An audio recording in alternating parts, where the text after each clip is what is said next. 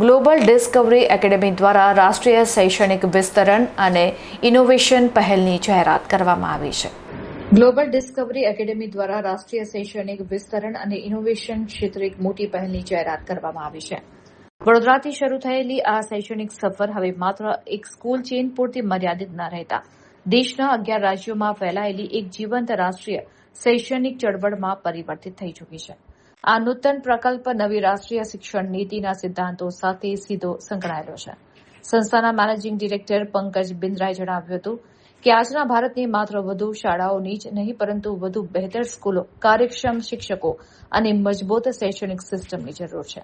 આ પરંપરાગત વિસ્તરણ નથી પરંતુ રાષ્ટ્રીય સ્તરે એક સક્ષમ શૈક્ષણિક ઇકોસિસ્ટમનું નિર્માણ કરવાની મથામણ છે.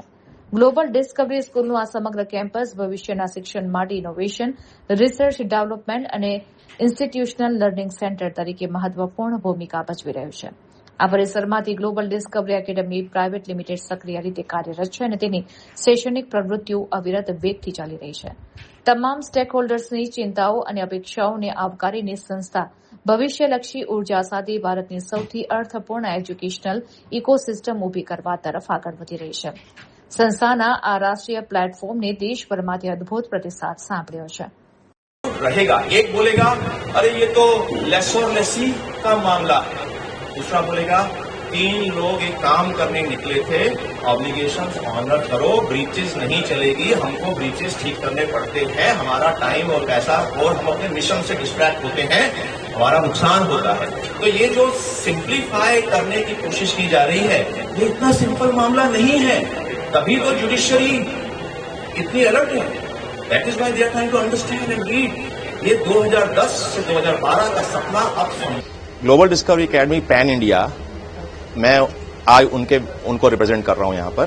तो वो दोनों पार्टीज जो हैं उनके बीच में जो मुद्दा है वो जुडिशरी में जा चुका है और इट इज सब जुडिस्ड. तो उसके बारे में मुद्दे पर मैं जुडिशरी वाले किसी मैटर में कोई कमेंट नहीं दे सकता, लेकिन ये जरूर कह सकता हूं कि हम pan India national head office इस ब्यूटीफुल बड़ौदा का सम्मान है वो बना रहेगा और हम अपने बच्चों के साथ, स्कूल के साथ मजबूती से खड़े रहेंगे और उनको पूरा सपोर्ट देंगे और किसी बच्चे, किसी पेरेंट को कोई तकलीफ का सामना नहीं करने देंगे. सर, ये पूरा जो विवाद चल रहा है इसकी जानकारी आपने पेरेंट्स या विद्यार्थी को दिया गया? पेरेंट्स खुद ही आके बताते हैं कि अरे देखो रोड को मजबूत कर दो, ये दूसरी बिल्डिंग को पूरा कर दो, अरे हमारे बच्चों को 11वीं 12वीं में साइंस पढ़ना है तो लैब्स, तो वो सुनते ना.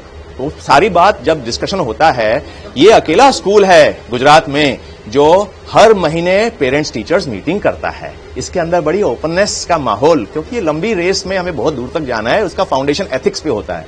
तो एथिक्स जिसको अपन शील कहते हैं हमारे दिशा में, शील वो उसमें स्थापित इंस्टीट्यूशन है और पेरेंट्स को हमेशा साथ लेकर ही अच्छी पीढ़ी का निर्माण होता है. जमीन मालिकों से आपकी क्या डिमांड है?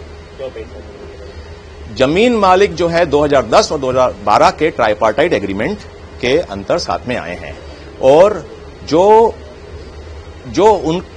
उनका जो अंडरस्टैंडिंग है ट्राइपार्ट एग्रीमेंट में वो रिजल्ट और सक्सेस के ऊपर है और वो उसी तरह से डॉक्यूमेंटेड है और ये मैटर सब जुडिस्ड है. तो जब इस तरह से उनके पेमेंट्स जो है बनते हैं, ये नहीं है कि आधे रास्ते में आप जुडिशियल मैटर को सिंप्लीफाई कर दो और बोलो ये तो सिर्फ लेस और लेसी इश्यू है. अरे tripartite agreement to go all over India together, ये है हमारा साथ में आने का फ्रेमवर्क. उसी फ्रेमवर्क के नीचे सारी बातचीत जो है हम करते हैं.